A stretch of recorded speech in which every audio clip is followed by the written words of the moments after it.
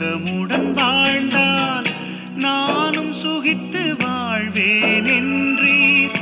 சத்தியமும் கிருபையும் என்னில் விரும்பச் செய்யுமே தேவா. சத்தியத்தை அறிகின்ற அறிவில் வளரச் செய்யுமே. உந்தன் வருகை நாளிலே என்னை சேர்த்துக் கொள்ளுமே தேவா. நன்றி சொல்லி துதித்திடுவேன் நான். நல்லவரே உம்மை இயேசு, அனுதினம் என்னை காத்திடும் தேவா. உம்மை பாடிடுவேன்.